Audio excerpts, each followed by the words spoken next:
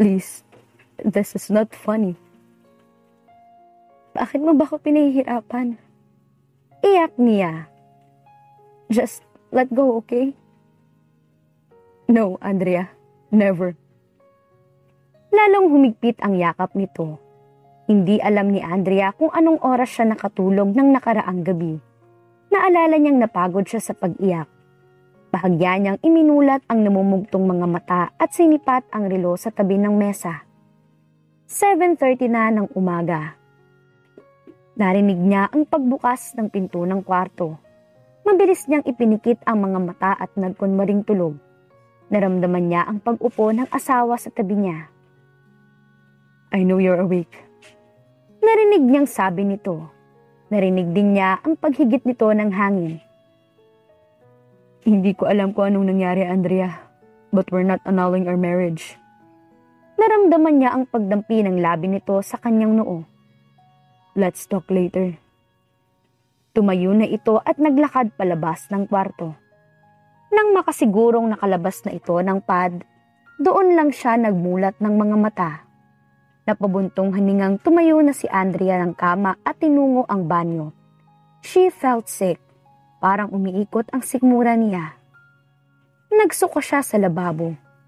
Ito na siguro ang tinatawag na morning sickness. Binuksan niya ang gripo at naghilamos. Pagkuwan ay tinitigan niya ang sarili sa salamin. I look awful. Aniya sa sarili. Namumula at namamaga ang mga mata niya. Malalim at medyo nangingitim din ang ilalim niyon. She looked tired and pale. Mabuti na lang walang pasok ngayon. Aniya sa sarili. Narinig niya ang pagtunog ng doorbell. Mabilis siyang kumuha ng towel at pinunasan ng muka. Mabigat ang katawang tinungo niya ang pinto at sinilip kung sino ang tao. Sa kabila ng lahat ng pangit na nararamdaman, hindi niya napigilan ang pagngiti nang makita sina Ate Clarissa at Jason ang kanyang bisita. Na-delay ang honeymoon ng dalawa at noong 1 linggo lang nakaalis. Nakalimutan niya ngayon nga pala ang dating ng dalawa. She opened the door excitedly. Ate, nakangiting salubong niya sa kapatid. Andrea, napatigil sa akmang pagyakap ang ate niya nang makita siya. Hawakan siya nito sa magkabilang balikat. Andrea, anong nangyari sa'yo? Bakit ganyan ang itsura mo? Bulalas nito. Natigilan siya. Naramdaman na naman niya ang pagbaliktad ng sikmura. Kung tama ang pagkakakilala niya sa kapatid, may pakiramdam siyang sangkot siya sa malaking gulo. Lucas couldn't concentrate. He had been reading the same page for 1 hour now. Hinilot niya ang noo. Ipinatong ang mga braso sa desk at isinubsob doon ang muka. Naalala niyang nasa tabi nga pala niya ang pillow na regalo sa kanya ni Andrea. Malalim ang paghinga. Muli siyang napatuwid ng upo at nahilamos ang muka. Sinipat niya ang relo. Pag-aalas 9 pa lang ng umaga. Nagpakawala siya ng buntong hininga at hinagilap ang car keys saka mabilis na tumuyo mula sa swivel chair. Sa tingin niya ay wala naman siyang magagawang tama sa opisina hanggat namumroblema siya sa asawa. So he might as well go home and talk with her first. Akmang bubuksan na niya ang pinto ng kanyang opisina nang mag-ring ang cellphone niya. Sa kung anong dahilan, lumakas ang kabog ng puso niya nang makitang si Clarissa ang tumatawag. Nakaramdam agad siya ng takot. Mabilis niya itong sinagot. Yes? Anong ginawa mo sa kapatid ko? Bulyaw nito mula sa kabilang linya. Ate, wala siyang ginawa. Ano ka ba? Narinig niya ang boses ni Andrea sa background. Tumigil ka, Andrea. Do you know how awful you look right now? You look miserable. Posibleng wala siyang ginawa. Asik nito. Clarissa. Narinig din niya ang boses ni Jason sa background. Ikaw. Wika ulit nito sa kanya. Sabi ko na nga ba, hindi ako dapat pumayag na magpakasal kayo. That's a big mistake. You're not seeing her again. I won't let you do that, he said through his teeth. Really? Watch me. Wika nito at pinutol ang tawag. Galit na naisuntok ni Lucas ang kamao sa hangin at binuksan ang pinto ng opisina. He ran toward the elevator. Andrea? Clarissa? Ilabas mo ang asawa ko. Sigaw ni Lucas habang kinakalampag ang pinto ng pad ni Jason. Wala siyang pakialam kahit mabulabog pa niya ang mga kapitbahay ng kaibigan niya. Jason! Open the door! Patuloy na sigaw niya. Bumukas ang pinto at lumabas ang kaibigan niya. Lucas, pare. Where is she? Mabilis niyang tinulak ang pinto at pumasok sa loob. Andrea! Lucas, I'm sorry you have to leave. Andrea! Hindi niya ito pinakinggan. Lucas, please try to understand. Tumigil ka, Jason. I'm taking my wife back. So back off. Marahas niya itong tinulak. Nagulat man sa ginawa niya, napahigit na lang ito ng hangin. I can't. Malalagot ako kay Clarissa kapag hinayaan kita. Wala akong pakialam. Ilabas niyo ang asawa ko kung gusto ninyong manahimik ako. Just leave her alone, Lucas. I hate you. Matalim niyang tinitigan ng kaibigan na pamilya niya mula noong bata pa siya. He loved his friend. But at that moment, he hated Jason dahil sa ginagawa nito sa kanya ngayon. He gritted his teeth. I value our friendship, Jason. Wika niya sa nangangalit ng ngipin. I've always considered you guys as my only family. But if you, or anyone else, tried to mess with me and Andrea, I swear ako makakalaban ninyo. Siguro nga nagpakasal kami para sa kapakanan ninyong mag-asawa. Pero hindi ko hahayaang maghiwalay kami ng dahil sa inyo o dahil sa kahit na sino o kahit ano pa. Andrea and I will stay together. I am not gonna let anyone else mess with that. At hindi ko sisirain ang pamilya ko dahil lamang sa gusto ninyo kaming paghiwalayin. Tinalikuran niya ang kaibigan at akmang hahalugugin niya ulit ang pad nito nang makita niya si Andrea na nakatayo sa pintuan ng isang kwarto. She was crying. He found his own throat tightening. Andrea. Tumakbo ito at bigla siyang niyakap. He hugged her automatically. I'm sorry. Iyak nito. Hindi ko naman gustong umalis. Si ate kasi. Matalim niyang tinitigan ang ate nito na nakapamaywang sa kanya. Well, she looked miserable. Padyak nito. He saw Jason rolled his eyes. Nilapitan nito ang asawa at hinalikan sa noo. I told you, Lucas is a great guy. Problema nila yan. Kaya pabayaan na natin silang mag-asawang humanap ng solusyon. Saad pa ni Jason. Humalikip-kip ang kanyang hipag. Nakita niyang napangiti si Jason sa asawa at masuyo nitong hinalikan ng buhok ng babae. Although medyo iritado talaga siya kay Clarissa ng mga oras na yon, kahit papaano ay naiintindihan niya ang kaibigan. He would probably feel the same kung si Andrea ang gumawa niyon. Sorry, Lucas. Baling sa kanya ng kaibigan. Buntis kasi ang asawa ko kaya moody. I am not. At hinampas ito ni Clarissa sa braso. Napangiti naman si Jason. Come. Aya nito sa asawa at nagsimulang lumayo. Yakap pa rin si Andrea. Tinawag ni Lucas ang kaibigan. Nilingon siya nito. I said awful things. I'm sorry, but I'm serious. Wala akong pakialam kahit matagal na tayong magkaibigan. I won't forgive you if you do this again. That's really nice to hear. I'm happy for you, Lucas. At tumalikod na ulit ito, hila-hila ang nagmamatigas pa rin itong asawa. Breathing shakily, hinawakan niya sa dalawang pisngi si Andrea at tinitigan ito sa mata. What's wrong? Ano ba talagang nangyari? Bakit mo ba nasabi lahat yun kagabi? May bahagyang nginig ang boses na usisa ni Lucas. Kinagat nito ang labi. I'm sorry. Muli nitong isinubsob ang muka sa balikat niya. Akala ko kasi gusto mo lang magsama tayo ng matagal dahil pa rin kay ate. What? Naguguluhan niyang sabi. Niyakap siya nito ng mahigpit. Kasi sina Akiro at Alden, ikinwento nila na madalas ginagawa mong lahat ng kaya mo para sa kanila. Kahit nasaktan o mahirapan ka pa. Naaalala ko, yun din ang dahilan kaya tayo magpakasal. Ginawa mo yun para kay Kuya Jason. He rested his chin on the top of her head. Nagpakawala siya ng buntong hininga nang malamang iyon lang pala ang dahilan.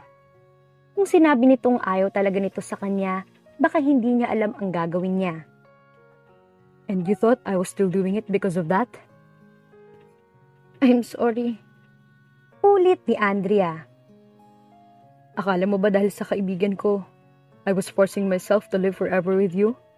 Na yun lang ang reason ng pagpapakasal natin? Hinawakan niya ito sa magkabilang balikat at inilayo ng kaunti sa kanyang katawan para matitigan ito sa mata. Bahagya pa rin itong umiiyak. Hindi niya napigilan ang paninikip ng kanyang puso. Hindi niya akalaing nakakatakot pala ang magmahal ng lubos. But he's not complaining. Pinunasan niya ang luha sa mga pisngi ni Andrea at pinagdikit ang kanilang mga noo. I love you so much, love.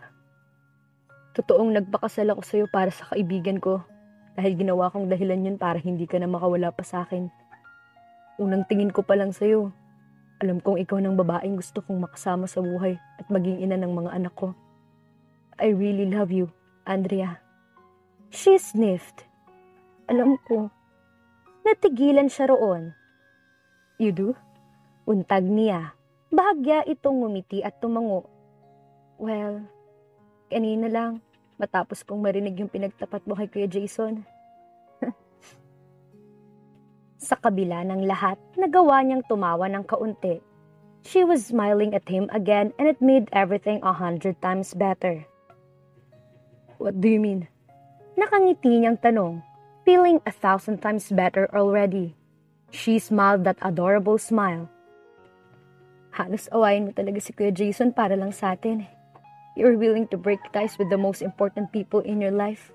Kung hindi iyon pruweba na mahal mo ko, I don't know what it is. He laughed nervously. Marahan niya itong hinalikan sa labi at mahigpit muling niyakap. You're wrong, Andrea. Wika niya. You are the most important in my life now. Ikaw ng pamilya ko ngayon. Bahagyang natigilan ito roon. Niyakap niya ito ng mas mahigpit. You gave me something I never had in many ways. I've really been searching for that. Kahit nandiyan ang mga kaibigan ko, it felt like there was always something missing. The women, the flings. I realize now that I was doing all that because I was searching for this. I have always been searching for this. Isinubsob niya ang muka sa balikat nito. This warmth, this contentment, this simple joy, this genuine happiness, this feeling of being safe and complete, knowing that I can always fall back on someone, accept all that I could give, the good, the bad, the ugly. He hugged her tighter. Hinahanap ko to noon pa. At ngayong nahanap ko na, ngayong nalaman ko na kung ano talagang pakiramdam nito. I realized that everything I had before were miserable alternates. You have no idea how happy you made me. You don't know how much you mean to me. Kahit kailan hindi ako magsasawang pasalamatan ng taas dahil hinayaan itong matagpuan kita. Mariin niyang ipinikit ang mga mata at muli niyang naramdaman ang panginginig ng katawan. He really loved her. Hayaan mong mahalin kita. Fall back on me as well. Kapag masaya ka, kapag malungkot ka, kapag miserable ka. Hayaan mo nga akong laging nasa tabi mo. Hayaan mo ring tanggapin kong lahat ng ikaw. Hayaan mo nga akong binabalikan mo sa bawat araw. Let me be with you forever, love. Buong pusong saad ni Lucas. Naiiyak naman yumakap sa kanya si Andrea. Lucas, mahal din kita. Mahal na mahal at hindi ko nahayaan na magkahiwalay tayo. Kinuha ni Lucas ang kamay niya at hinalikan iyon. Magpakasal na tayo sa simbahan. Gusto kong ipagsigawan sa buong mundo ang babaeng pinakamamahal ko. Sigurado ka ba dyan? Gusto mo? Hinalikan ni Lucas ang tungki ng ilong niya. Siyempre sigurado ako. Kahit si Mama Amelia ay gusto magpakasal rin tayo sa simbahan. She rolled her eyes pero nakangiti rito. Talaga bang gusto mo ng church wedding? Hirit pa ni Andrea. Ang kulit mo, love. Of course. I'll never stop till you say yes. Isa pa. Magiging 3 na tayo. Ikaw, ako, at ang magiging baby natin. Inalis ni Andrea ang kamay na nakayakap sa baywang ng lalaki at hinaplos ang impis pa ring tiyan. Tumingin siya sa asawa at gumiti ng malawak. Yes, we will have a church wedding. Aniya habang tumatango. Napangiti naman si Lucas. At last. At hinalikan siya nito sa noo. Pero gawin lang nating simple. Close friends at family lang. Ipapakilala na rin kita sa mga kaibigan ko bilang asawa ko. Aniya na naalala sina Alvin at Nancy. Saad pa ni Andrea. Okay. Nakangiting sang-ayon ni Lucas dahil para sa kanya kung ano ang gusto ng asawa ay susundin niya. Pero kailangan nandun si Adele. Of course. Gusto ko chocolate ang flavor ng wedding cake. Nakita niyang medyo namutla si Lucas. Sure. Tumawa naman si Andrea ng malakas. No way, love. Huwag na, baka pantalin ka ulit. Alam mo? Namilog ang mga mata nito. Yes, kailan lang? Naikwento lang ni na Alden. Kainis. I didn't want you to know that. Kumunot ang kanyang noo. Bakit? Well, you already branded me as corny. I didn't want you to know I was also traumatized by a chocolate. Tugon nito. She felt the familiar warm feeling spreading across her heart. Tumiyad siya at hinalikan ito sa pisngi. I love you. Wika niya rito na buong puso naman itong tinugon. Makalipas pa ang ilang buwan ay muling ikinasal sina Lucas at Andrea. Saksi ang pamilya at mga kaibigan ng mag-asawa sa kaligayahang nadarama nila sa isa't isa. Napakasaya rin ng mga ito nang malaman na magkakaanak na sila ni Lucas.